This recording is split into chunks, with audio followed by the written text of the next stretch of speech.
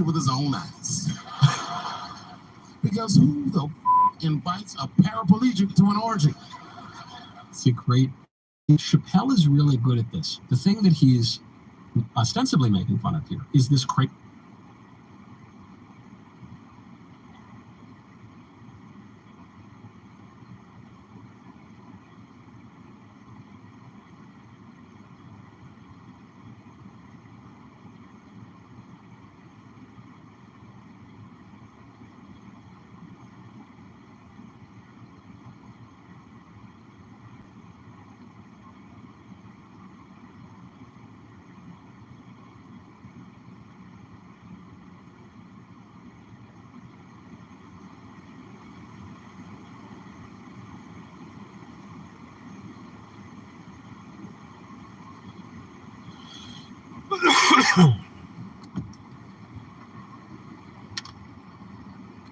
Welcome back. Want to get the oil changed. Oil changed on our way to get something to eat. So I figured I'd take you guys with me. We'll listen to the local scanner.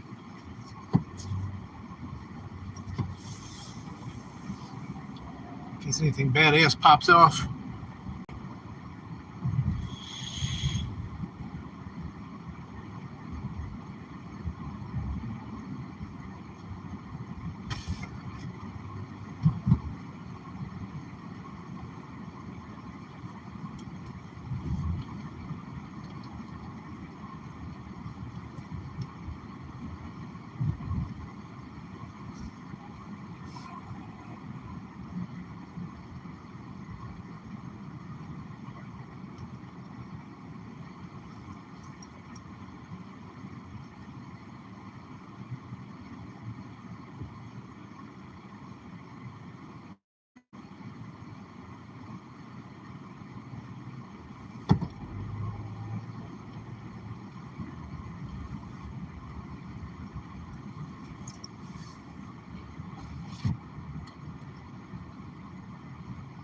Tyler Christopher's Elvis. Huh. Interesting.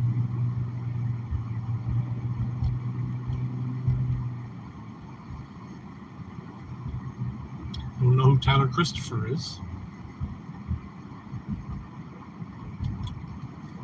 Is it the Elvis that we all assume?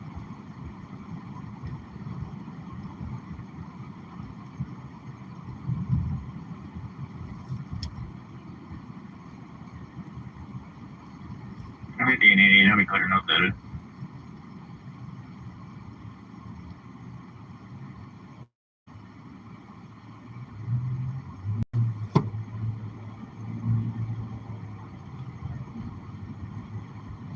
A bunch of paint for one of our extra bedrooms the other day, and I keep forgetting to take it out of the back of the car, and it's clunking around back there. The jar don't pop open. I think those are the rollers sliding around.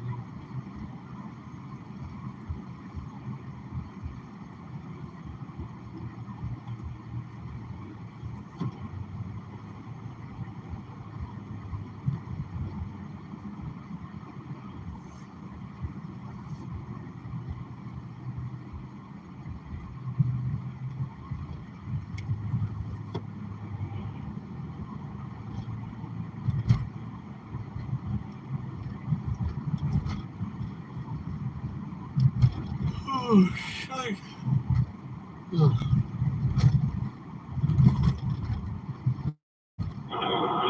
801's out of service. Have a great night. You as well.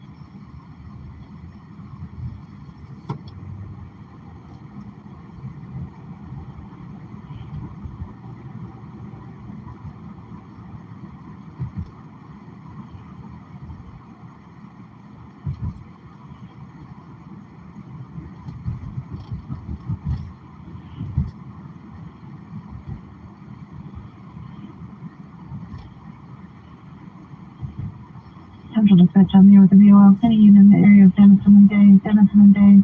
BOL for a red Dodge Journey, unknown plate, southbound on Denison, swerving on the road. Callers no longer on the line. Central's clear, 1642.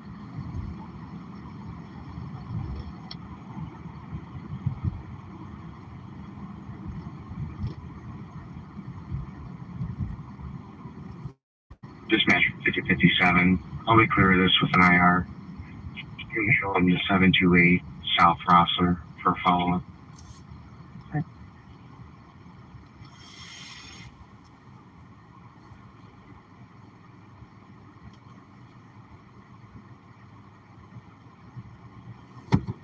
Jesus, I can't figure out what that is clanking around back there.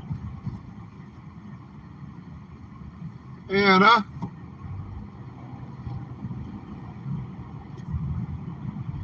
See you're active on X today.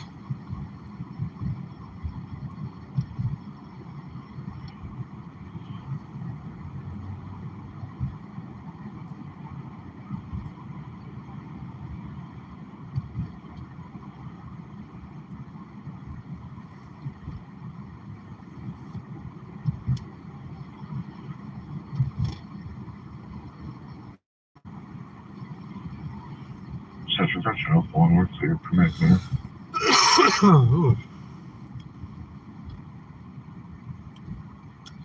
You give me an oil change. Go grab something to eat. I just did 3 hours on the main channel. Missed you.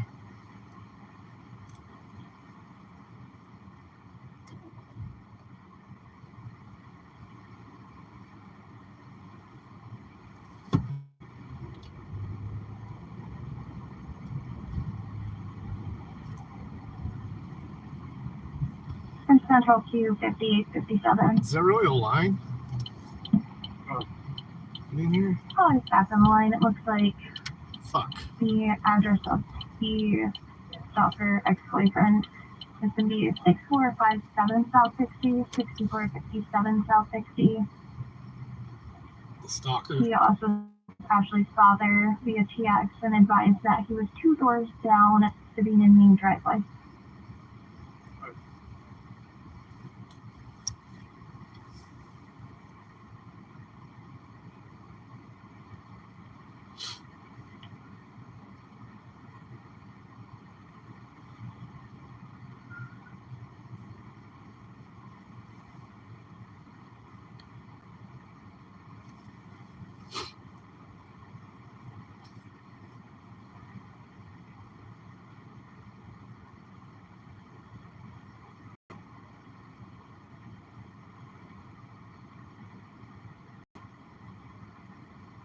Central Q 511. I'll turn on my show at 5. 6457 South 60 for a check well-being. Super.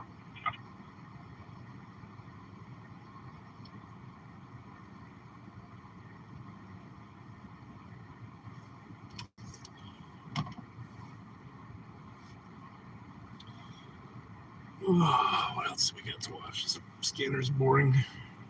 Something short until we can get to the next video.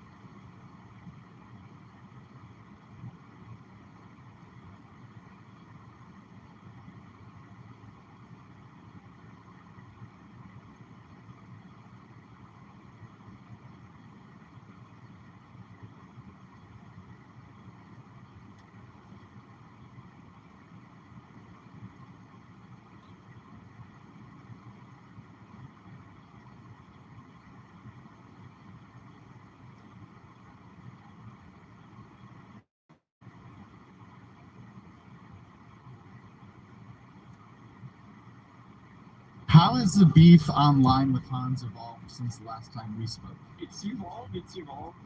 He has, I guess, we've been in different ways trolling each other for a while. I posted a couple of things. He posted a few things. He had a Mac Vader do poster for his solo shows using my face and name. That was interesting. Then I reposted that, and he gave me a strike down copyright notice on Instagram. So I screenshotted that and posted his notice, which I noticed from him because it said it's Handskin with his Handskin email. You know what I mean? So I knew it was directly from him. And then, but he still has blocked me. But somehow things get to him, or he reopens his Instagram from time to time to check things. I don't know. He's been insulting fans of mine that put comments about me on his channel. Yeah, Anna, they kind of screwed this guy over by giving that to Hans Kim. I like Hans Kim, but he didn't win it. That's Tony's favorite boy.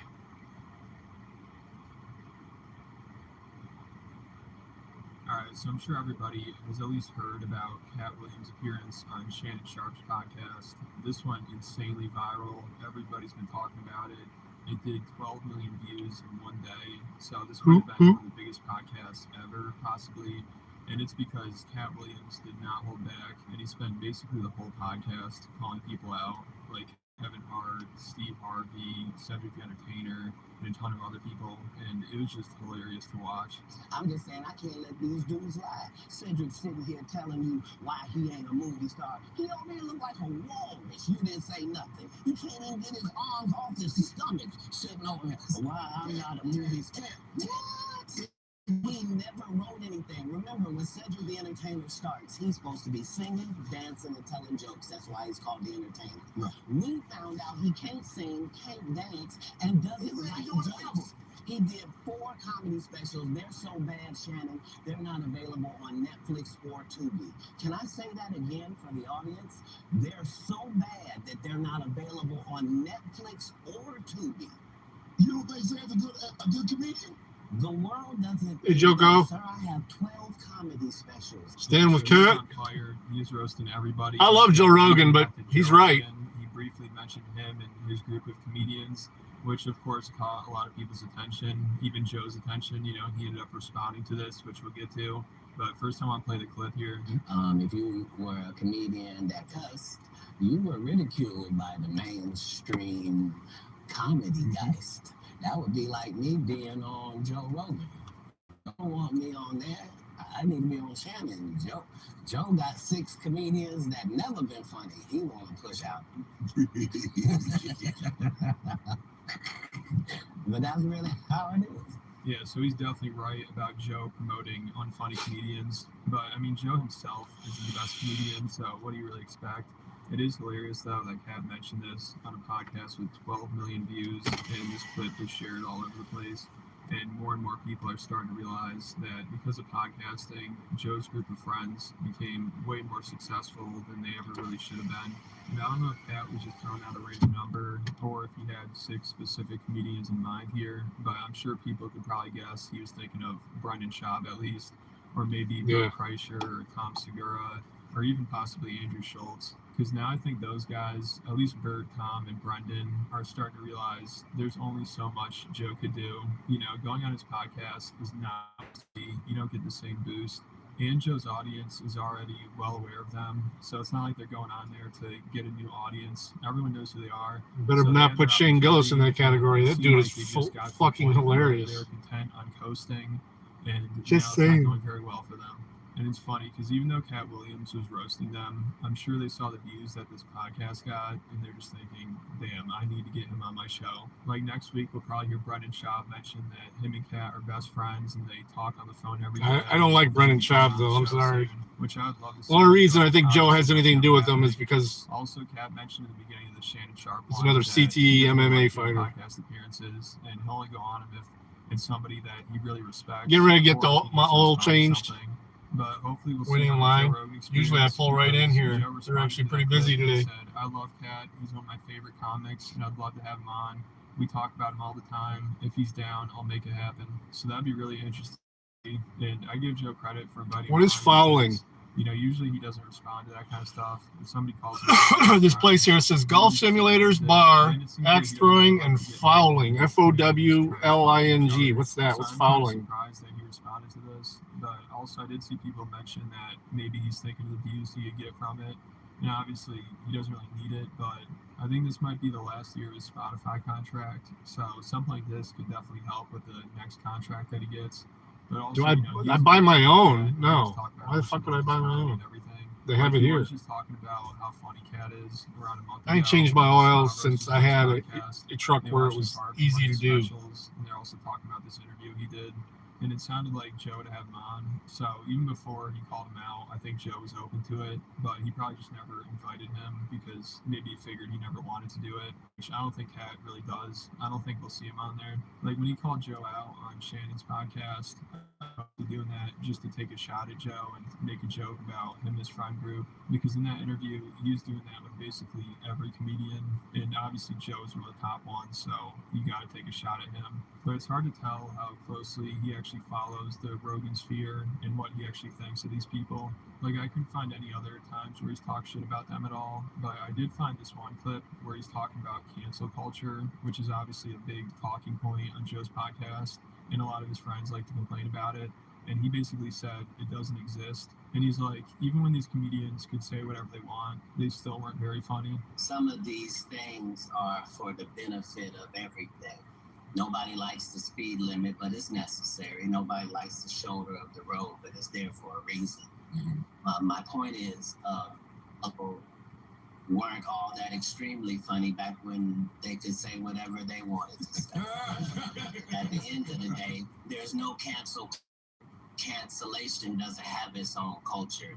I don't know what people we think got canceled that we wish we had back. I don't even know who are they. It's done for the reasons it's done for, and it helped who it helped. I'm saying your job as a comedian is to please the most amount of Jesus, people. she's not even paying attention in front of me. They're waving her in front of a bay, and she's just sitting If you here. want to offend somebody, nobody took Stupid those bitch. words away from you. Yeah, so I think that's definitely taking some shots at Joe Rogan and his group of friends, because obviously they're known for complaining about cancel culture a lot and how it's destroying comedy, even though in reality it's only helped most of these comedians. Shane Gillis, he's at least smart enough to realize that. I think he would definitely admit it. That's why when Joe brings it up around him, he doesn't like to talk about it. But, Joe, I don't know if he'll ever realize this. I mean, just the other day, this is what he was saying. Yeah, no shit. In the comedy world, we say we're the last line of defense because this is where the woke meets the wall. Dude, she's just sitting. I'm about to drive around her. Yeah, so if you guys ever know know if she's stand up on her make sure phone you or thank what, the and she's not paying comedian for their attention. service. I mean, the other car hasn't pulled out You yet. gotta appreciate them. I mean, how does She's going to be one of those that's going to need to pull forward and back 3 or 4 times before she figures out where she's going. Actually canceled to where it destroyed their career. Obviously there are comedians that did some illegal stuff and they deserve to be canceled. But what comedian told a joke and then it destroyed their career? Like, think about the comedians that people point to prove that cancel culture is real. Tony Hinchcliffe, he got some shit a few years ago. Now this year he's doing Kill Tony at Madison Square Garden. Shane Gillis, you could say he got canceled. Now he's the biggest comedian alive. And then also Dave Chappelle with his Netflix special a couple years ago. People are trying to cancel him. And obviously I think those people are soft and they're way too sensitive. But did those people really do anything other than just help promote his special? Because Dave Chappelle just had another Netflix special and he made more trans. So obviously Netflix doesn't care very much. And I can't really think They're opening the fucking else. gate. That means that's where you're going, But dumbass. that's a whole nother story. And Joe hasn't even had him on his podcast since then. And I don't think he's ever talked about him or defended him. So it sounds like he doesn't really mind him being canceled. But if cancel culture is so bad for comedy, how come there's more comedians now than ever selling out arenas? I think it only helped comedy, to be honest, because now people think comedians are more important than they really are, like Joe's talking about right there. And, now comedians are trying to get canceled. Like we saw with Matt Rife with his new special, he was 100% trying to get canceled. So it's like a badge of honor at this point. And the comedians that cry about being censored or they can't say what they want, they can't make the jokes that they want, they're just so full of it. Like Brendan Schaub, he'll talk about how he's being shadow banned because they don't like what he's saying. I mean, dude, you wish that was going on. Yeah. Like now comedians can just use it as an excuse if they're not doing well. Brendan It's Schaub like, is people hate me. It's grade A cancel culture. douche. It's just so ridiculous. So I hope Cat Williams goes on the podcast even though obviously he wouldn't be the best person to bring this up to Joe because he's always crying about the Illuminati and stuff like that. But either way, that would be an insanely entertaining podcast, and I hope it happens because he's obviously not afraid to call people out. And there are a lot of people that are part of the whole Rogan sphere that need to be called out, that need a reality check. And, Cat Williams, it's not like he has anything to lose. Like, the guy doesn't need Joe's approval. He doesn't need Joe's podcast to promote himself. Like, he'd be doing Joe a favor by going on there. So he's going to tell Joe whatever he thinks. And it's funny because he has a completely different mindset than Joe when it comes to comedy. Joe wants to uplift every other comedian and be friends with them and everything. Cat Williams, he looks at it like a competition, and he's not afraid to call other people out. Why would we tell these ridiculous stories? Because it's competition. You feel like, well, why comedy guys can't just get along? Yes. Why didn't you get along with the other teams you were competing against? If you're a Denver Bronco, why you don't get along with the Cowboys? Something wrong with you? Yeah, so let's hope that this podcast happens. It would be awesome, especially if he brings up Andrew Cowboys Schultz. I'd love to hear what he has to say. Not America's team. I think Andrew Schultz is one of the biggest grifters in comedy right now. If you want to hear more about that, I just made a 40-minute Patreon video talking about it. Speaking of comedians that... I'm talking about a grifter on my Patreon video in which I grift. That's so lame. Yeah, come listen. Come pay to watch my Patreon video in which I talk about these grifters.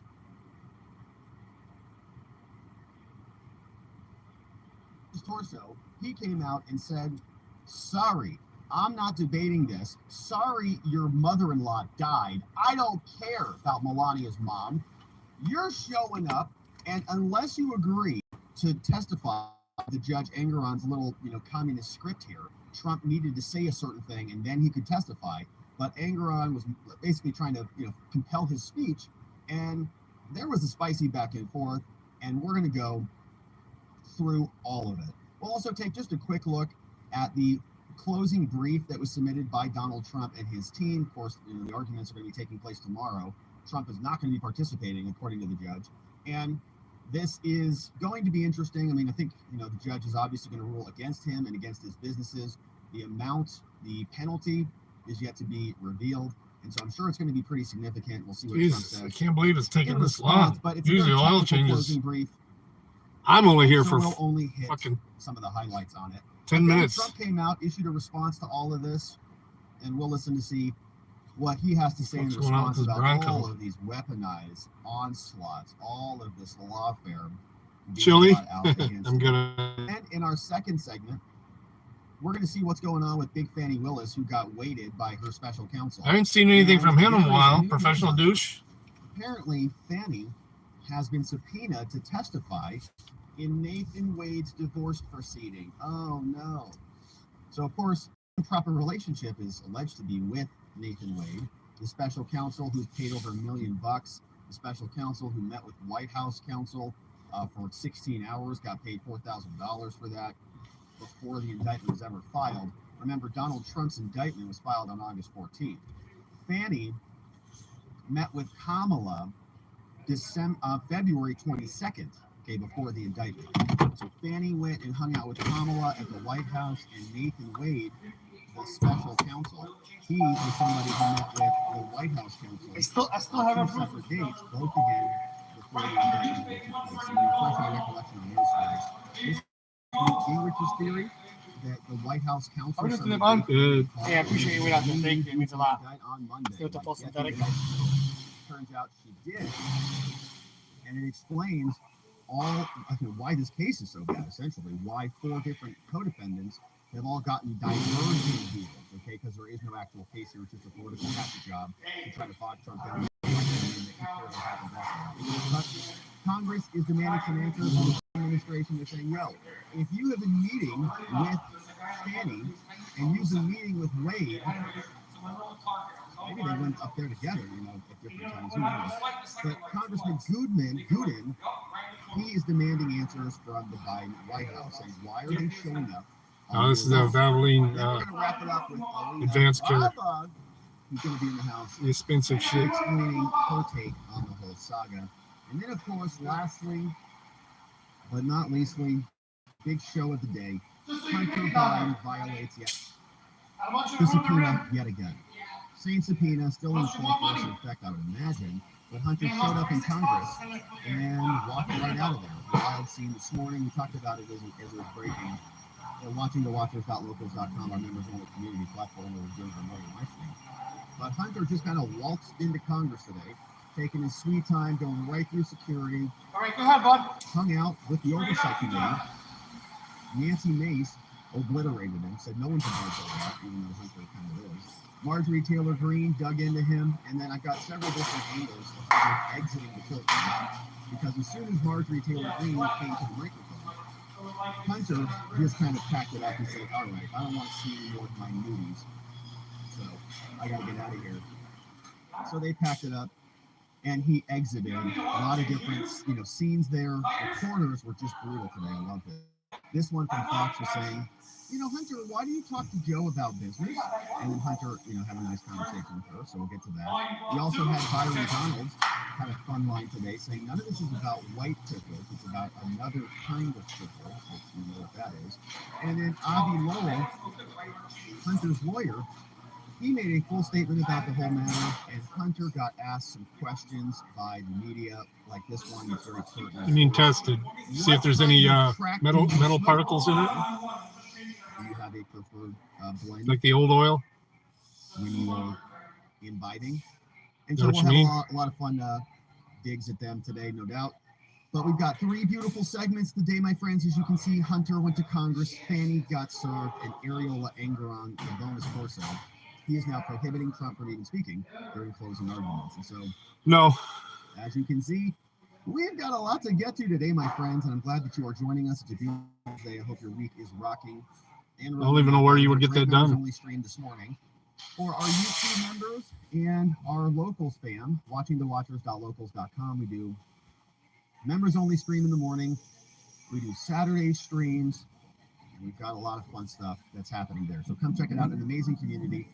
Watchingthewatchers.locals.com. And if you join us as a member on YouTube, don't forget that you can grab the private Telegram group. After the show is over here, we do hire back to locals for a members only after party stream. And so come and join us on YouTube. Go to the community tab section on YouTube. Scroll Nobody down, got time for that. grab the Telegram link. It's a members only link. You see you there. We've also got. Where would I get it out of? Get the oil out of Our it. website. I'd have to drain it. We went over there, signed up for our newsletter. You can see when you go there, all you got to do is just click this button. It's going to pop up. You can sign up for it. And then you're going to get these shows delivered to your inbox every single day that we do a show. All of this goodness summarized, sent to your inbox. If you want the PDFs, they're also available on the website. Hey, Jesse Jackson. That we go through on the show. We upload to Robert Gouveia. So you can download the docs, share the channel with your friends, forward the email. I don't know why you want to hold it. In your email. And Not always at this. so that is where you can go, RobertGouveia.com. Now, let's get into the meat and potatoes. Done. On the day, because we've got some anger on business to do. Here's what we got. Judge Engeron, aka the bonus torso, he is now prohibiting Donald Trump from even participating in his closing arguments. If you thought that this courtroom wasn't a big enough circus, well, now Donald Trump has made a request, notified the court that he's going to be participating in arguments, but Engeron said no. You're not allowed to testify unless you comply with what I want you to say, unless Trump does exactly what Engeron says and says this and says this and says this before he speaks. He's not going to be allowed to speak. Now, we're going to go Good through this stuff. because closing arguments are just around the corner, and Trump is responding to this. It's like a preemptive gag. He's gagged from even closing his arguments, providing closing arguments, and it's just more par for the course nonsense out of this. And we're going to have closing arguments, and then Judge Engeron is going to issue a ruling, and no doubt it's going to be adverse to Trump. Got The time? question is, can these procedural problems, can these rubs be appealable? Can Trump appeal this issue as the next level court in the Court of Appeals? They're going to do anything as a result of it? Who knows? But this is what it looks like. This is what the circus freak show is like in New York City. So here is the judge. Now, this is an email chain. It's pages long. And we're going to start by going back to January 3rd. Happy New Year. Who sent this email? Trump closing arguments are right around the corner. They're scheduled on the 11th. To So the CLVA. email comes from you know who? Allison Time for what? Greenfield, okay, the judge's chief principal law clerk, the same woman that Engeron has, some sort of weird thing with. I don't know what's going on there, but in my opinion, these two have a much closer relationship than normal judges and principal law clerks, okay, whatever that means. She is sitting on the bench, literally next to him on the same level. They're looking at the same screen. When Trump's defense team was talking about her, judge gagged them. Dare talk about my Greenfield. And I'm gonna reach in here and get She the was time set passing for my court love notes. Perfect. Say this, do that. We got whatever. 92.6 notes. When they were wanting to get recordings of this, they moved the so that you couldn't see what these two were doing. I don't know what they were doing. Some people speculate maybe they were playing footsie there under the bench. But it seems suspicious when they don't want you to see what they're doing. Press the what brakes, they're play talking reverse. about. The question is, who is actually the judge on the Okay. case? Yeah. Tail lights, headlights are working. And so she's the one I know there's that extra light, but who You gotta is take away the authoring door all to- these emails. And people have been saying, yeah, you turn it off. Okay. he's been actually governing the trial because Engeron's not that bright. And so let's take a look at who is ultimately starting off this email chain. You see it says here from Allison Greenfield, and he sent this to everybody, okay? Tishy's office, Alina Abbas on here. Good, they're good. Says, okay, closing arguments, everybody, are scheduled on January 11th. You see Allison Greenfield. Says, dear counselors, I write to advise you that we will be back in Fulton on January 11th for closing arguments. Now, however, as the NRA trial will have already started, the courtroom is going to be set up a little bit differently than it was for trial testimony. Now, I've copied Rob on here, not me. I wish I had a nice response for them. But I've copied Rob on here so that you may clear any tech questions with him. I would say, can you turn the cameras on so we can see your little footsie games, please? Now, additionally, Judge Engeron would also like to know how many people and who will be speaking for each side. Obviously, Donald Trump's like, oh yeah, I got something to say to you guys. And how much how much time each person wants. And please keep in mind, we only have one day. Thank you. Allison Greenfield, the judge's GF. Minimum of 100 a day. The government responds. It'll be due next change. They say, What Ms. Greenfield, Yeah. at this I can point, get the dealership. we anticipate the closing of Tishy's office will take an hour Yeah. and will be conducted by one person from the team. It's going to be either me or Mr. Amir. All right. Now that has to make a change. Okay. Depending on the arguments from Trump's team in their proposed findings of fact and their conclusions of law and in their closings. Now, this is also based on an assumption the closing arguments will follow standard practice, with the defense going first and the plaintiff presenting second. If more time is required, we might divide up the argument. 20 minutes here, 20 minutes after for rebuttals, whatever. Now, we will let the court know if we think that becomes necessary. We also anticipate other members of our trial team could address specific questions from the court if they involve areas of their expertise. Jump more than me. I thought I drove. I drove 65 miles a day. KCW. I got to run to Pittsburgh a lot and Cleveland. Yeah. Greenfield says, okay, thank you for your response. Appreciate it. Yep. You know, the court Be safe is out there. You too. operating under the assumption we're going to follow the normal practice. Defense goes first, plaintiff goes last. And plaintiff Going through all these receipts. Now, we will, however, wait to hear back from the defense. Signed, Allison Greenfield, the judge's GF. Okay, so the defense is thinking, okay. Christopher Keese responds. Now, he doesn't have time for capitalization, okay? He's a serious defense attorney. He says, look, Miss Greenfield, Happy New Year, exclamation point. At this time, the defense anticipates the closing arguments are going It's to take that about Bush. 2 hours, maybe 2 hours. I mean, look how long I waited and look how fast they take care of me. We'll present more extensive argument, and then Miss Abba He's like, and Mr. ooh, Robert will also it's the present full synthetic guy. Now, additionally, I'm going to make $100. Actually, did you see the price listed there? as well. So, just slide that in there. You know, President The Trump price was $79 for full synthetic. all such arguments will plus be whatever. the above time estimates. With taxes, I paid $77. This means the defense will be done before lunch break, leaving ample time for the General the remainder of your day, so they can have all the time. Please advise if you have further questions. Thank you. So let me reset a few things here. I did the oil already, but I always like to do the mileage too, or the Robert's in there and Trump. miles per gallon, average fuel economy. No problem. Happy New Year, Miss Greenfield. Here's the response. Thank gosh. Andrew Ammer, special counsel from the Office of the Attorney General from Tish's office, says, uh-oh. And this fires right back. So this goes out January 4th from Chris about lunchtime, 12:47 p.m. They respond 5:13. Okay, same day, so about 4 hours later. They say, all right, Judge Angeron. And they're responding to Yeah, it's supposed to get pretty cold here this weekend too. They say, all right, everybody. Letitia Low teens for the high. She opposes Trump's to have Mr. Trump present any portion of their closing argument. Government objects. Trump can't speak. They say Mr. Trump is not permitted to do so as a matter of right. He doesn't have a right to do this. Saying under these laws, under these rules, that if a party appears by attorney, such party may not act in person in the action except by consent of the court. CPLR, some commercial practices, whatever it is, right? They're in like this weird subset of New York law. If you're in this commercial litigation, if you're not act except with consent of the court. So Judge Angeron, you need to give permission. Even in criminal proceedings, where the Sixth Amendment and the state constitution afford the right of a right to counsel. Damn, that's code. They do not guarantee a right to vote. That's without the wind, though. So I don't know what it's going to be like with the wind. And so there is no right to hybrid representation. Yeah, So by fucking, you guys get some serious wind out there in Nebraska and shit. Control to the lawyer by reason of training, and so accordingly, a defendant who chooses to defend himself doesn't get permission by matter of right to present closing arguments.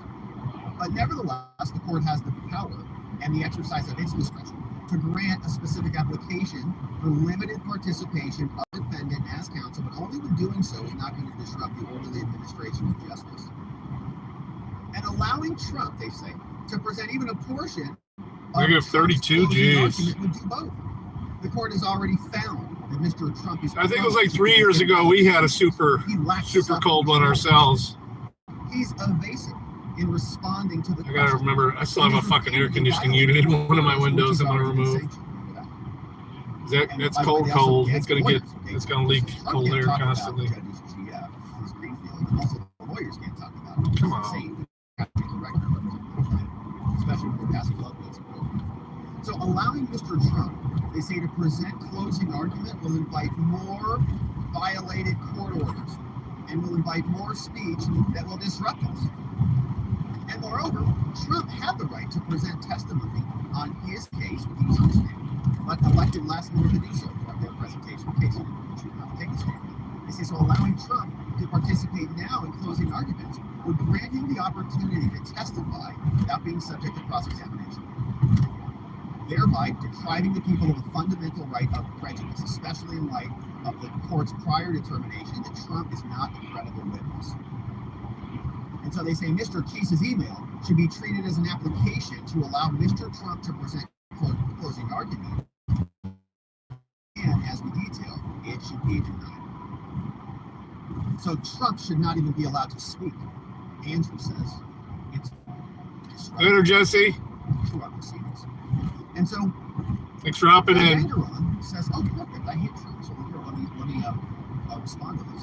It says, dear counselors, Angeron, he fires this back at 1:18 p.m. the next day. He's like, oh, my. It says, in the email to which this email responds, Mr. Keese announced, this is kind of like an order, that Trump plans to present an argument at closing. Angeron, here we go. I don't think I have a quote set up on this channel. By attorney, then the court must grant consent. You can add quotes though. Trump appears by attorney, and so thus, and as far as my research has revealed, whatever judge, whether he may present an argument is completely at my discretion. So Angeron now has the discretion. This is particularly in a non-jury trial, like a circus freak show like this is. I am inclined to let everyone have his or her say because you repeatedly gag Now, moreover, the more reasoned analysis I receive, the better I will be able to decide this case correctly. Furthermore, Mr. Trump is the person by far with the most at stake in this enforcement action. So Engeron says, and he's writing this email 1:15 p.m. Whether his shirt is on that. Thus, in my sole discretion, I will consent to let Mr. Trump make a closing argument if, and only if, through counsel by 1/9/2024 and by himself personally and on the record just before he speaks. In other words, Donald Trump, before he gets up there to participate in his closing argument, Trump has to say these words. He agrees verbally, Trump on the record, Trump agrees, he says, yes, Your Honor, I agree to limit my subjects to what is permissible in the counsel's closing argument, which is commentary on relevant material facts that are in evidence and application of the relevant law to those facts. And Trump says, I know I may not introduce new evidence, and I know I may not testify. I know I may not comment on irrelevant matters, and in particular and without limitation, I may not deliver a campaign speech. And I may not impugn the court, the staff, the plaintiff. I don't think I have any left. Staff, which is Tishy, I think that's how I paid off the second half of the. None of which is relevant to this case, and the voodoo all of piggy. which, except commenting on my staff, can be done, is being done in other forums. Right? So, like he says, right? Trump. I haven't even seen Nikki in there forever. Not Witchy Bitchy Nikki, the other Nikki, the one that I was co-parenting the piggy with. But I bought it out from her with using tokens. Just before he speaks, he must agree to that. Now, I don't think that the judge is going to want him to, like, do you agree to this? You agree to this? You agree? Or if he's just going to say, Trump, are you familiar with the playing poker sign, which includes all of that? I bought a couple. I bought into quite a few people's games too, though. He can't say anything. And by the way, the whole system is garbage and rigged, and so that's why that would be part of your closing argument. It's all sham. It's all a political prosecution. It's not even legitimate. And so, Judge, if you find against me, obviously the alleged ledger has not been working lately, so I don't even know where I'm at with that. You can't say any of that, right? So, like, look at all these conditions. Can't testify. Can't comment on irrelevant matters. Can't deliver a campaign speech. Can't comment on my staff level. If Mr. Trump violates any of these rules, I will not hesitate to cut him off in mid-sentence and admonish him. And if he continues to violate the rules, I will end his closing argument and prevent him from making any further statements in the courtroom. If he violates the gag order against him and the current one, talking about his GF's notes, I will immediately direct court officers to remove him from the courtroom, and I will fine him not less than $50,000. Finally, he must state on the record before he begins to speak that he also understands the application of all that other garbage, without exception, that the defense collectively have only from 10:15 to 12:45 with one 15-minute break, meaning that whatever time he speaks is time that other defense attorneys will That's not cool. have. And says that Tishy is also going to get 2 hours and 15 minutes. Remind me again, how many slivers are in a token? 2? To present 4? their closing arguments. And so, if Mr. Keese, if your client is willing to agree to all of that and to just read my little commie manifesto on the record in my courtroom, then he can say whatever he wants, which is basically nothing. I'm going way over the speed limit too, and that dude just flying by me. Mr. Keese says, Engeron, please respond. A 10th, okay, yeah. What's going on? 18th. So you got five slivers then. That's cool. Engeron, thank you for your response and the proposal below. He says, first, I agree that in a non-jury trial, and especially this trial, your inclination to let everyone have his or her say really is the best approach. I also agree that the more reasoned analysis you receive, the better you're going to be able to decide the case correctly. What? Additionally, says Trump's lawyer, and as you know, Trump has by far the most slivette in this enforcement. is a 10th of a slip. Oh my God. Therefore, allowing him to make a statement is not only the best course of action, it's the fair and the correct approach. However, so it's 100th of a Trump token. cannot agree, nor would I recommend he do so to the proposed preconditions and what is that word? Prior restraints on his free speech. Christopher says, okay, Judge. So they're saying what, April 20th for that? Under the present where the AG seeks the unconscionable and the draconian penalty of prohibiting Trump, who has contributed both professionally and personally to the economic development, job growth, real estate footprint for 50 years, from ever again engaging in any lawful business. Even though the evidence in trial established he did nothing wrong, it's crazy. Given the same, he most assuredly should be accorded the opportunity to address the court. And further, the preconditions and the prior restraints that you proposed on us are fraught with ambiguities, and they create a substantial likelihood for misinterpretation or unintended violations. For example, the notion that he could not comment on the AG, which you put in there, like the plaintiff, is simply untenable. What? As a prosecutor. Moreover, given the history of these proceedings, agreement that such ambiguous limitations will no doubt simply create further. So, he says, therefore, while as noted, I agree with your stated conclusions, I agree totally with you, Judge, that the fair and best approach is to allow him to make a statement, as you admitted, he cannot agree to the proposed limitations and the prior restraints. The existing That's what I hear. Although on appeal it remains, but there should otherwise not be any prior restraints on any statement he provides at closing. Judge, please advise as to whether you will permit Trump to speak at closing without the proposed limitations. Thank you, Judge. Respectfully, Chris. In other words, not going to work for me there. Angie. He continues. Now, Angeron responds. Oh, wow. Pulled over a bobtail. What a piece of shit. Christopher Key sent his January 9th, 11:10 a.m. Yeah, he's still Angeron's furious. He's like sitting there over his lunch. What a piece of shit. There probably too. And he responds. Guy doesn't even have a load. Christopher Key's copying everything. He says, okay, dear Mr. Keys, you and your client's rejection of the reasonable and normal limits, that's normal, I am imposing on any argument by Trump, which are the same limit that the law imposes on anyone making a closing argument. Really, they have to hop on a balance beam or else they get penalized by $50,000 fines? Is it really the same? It completely justifies the need to impose them. Oh my gosh. So the fact that you're rejecting what I just gave to you shows why we need them, because you guys are just ornery and stubborn and combative. Closing arguments are for an advocate to comment on the evidence presented, on the relevant law, and on how the latter applies to the former to justify. I don't even think I have that command set up. Now, such arguments may not be used to testify. Thanks for reminding me of this, Jared, though. New evidence and other things. And I got a bunch of case law to support that. Now, one can comment on the arguments of the opposing party or counsel, but may not seek to impugn their character. Now, again, he's like creating all these new standards. What does that mean? Now, of course, I will apply common sense, right? There it is. Like, he's not referencing, I will apply my common sense if there's any issue or doubt. We don't trust your common sense. You're already covering up your footsie game with Greenfield. But I will not let anyone, he underlines, violate the normal rules of courtroom procedure that govern closing arguments. And so the limitations I am imposing in my absolute discretion are not subject to further debate.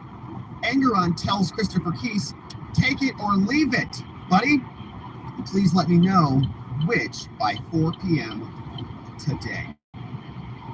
4 p.m. today on January 9th. Now he says, Mr. Keys, not having heard from you or any other defense attorneys by the 4 p.m. deadline pursuant to the law and to the reasons stated below, Mr. Trump may not speak in court during this Thursday's closing arguments.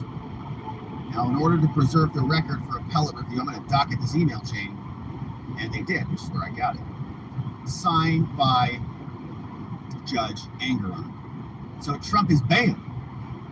Now, Angeron, Christopher Key says, Judge, I apologize. I didn't see your deadline. Additionally, my client is in the air, so I have not yet been able to discuss your email with them. Would therefore request you allow until tomorrow morning for any response. Okay, so here, let's go back. He where did he send the deadline? Yeah, okay, so it was 4 p.m. today, right? 4 p.m. today, he sent the email at 1:23. Punk? Gosh! What a punk! Like, the dude is in a meeting. He gets out, he's like, what? 4 p.m. today? Can't respond to that. So it gives him like 2 hours, 2.5 hours. And he said, I didn't see your deadline. Trump is in the air. We got other stuff going on, jerk. So can you please extend it? So Angeron says here. So Christopher says that. Can you please give it until tomorrow morning? Let me look at it, for crying out loud. So then we pause and pay our respects to Melania's mother, because unfortunately she passed away. May she rest in peace, and prayers to the Melania families. Saying here, on January 9th, Christopher Key sends an email to the judge, saying, Judge Angeron, I'm sad to advise the court that Mrs. Trump's mother passed away this evening. Because of the challenges presented by this deeply personal family member, President Trump has asked, and I request, that the court postpone the date for closing arguments until on or after January 29th, so that he may attend and participate in the court proceedings. He's got a mother-in-law, the mother of his wife, passed away. Kind of an important one. You gotta be there for that. Respectfully, Christopher Keese. What does the judge say? Dear Mr. Keese, next morning, 8:48. He responds, sorry to hear the sad news. The request to postpone tomorrow's closing arguments is denied. Now, I'm sure you realize, although you may not realize to what extent, that every appearance of Mr. Trump requires court officers, court clerks, administrators, security details, and technical people to rearrange their schedules to plan for the day. The administration even had to, quote, evict the jury trial currently taking place in room 300. Now, of course, I am also anxious to hear a full day of closing statements as I consider the case as a whole. So he's like, I really want to do this, and I'm anxious. I really need you guys in here. Sorry, your mother-in-law's now dead. I don't care. I really want to get this done. See you tomorrow. On balance, going forward makes the most sense. Please tell Mr. Trump that I'm sorry. I still hope and expect to hear from you by 11 a.m. this morning as to whether all this is an issue. Is Trump going to come? Is he going to testify? What's your position, Judge Angeron? So they carry on. He says, Judge Angeron, despite the fact that his mother-in-law, Melania's mom, rest in peace, who he was very close to, despite the fact that she passed away late last night, this was on January 10th, today, she died last night. President Trump will be speaking tomorrow. He's going to show up in your disgusting courtroom and be here, and he's going to deliver his closing arguments. So the judge says, Dear Mr. Keese, as I have already indicated to you, if Mr. Trump wishes to speak, due to the law, you will have to tell me now, that Trump will agree to the limitations that I have imposed, which go without saying and apply to everyone, and he will have to agree to do so tomorrow on the record, which should take no more than a minute or two. He's gonna, like, the judge is gonna hit him up with a list. You can't do this, you understand? Okay? You have to tell me right now, is he agreeing or not? And he sent that at 10:57 a.m. on today. Tell me right now! No!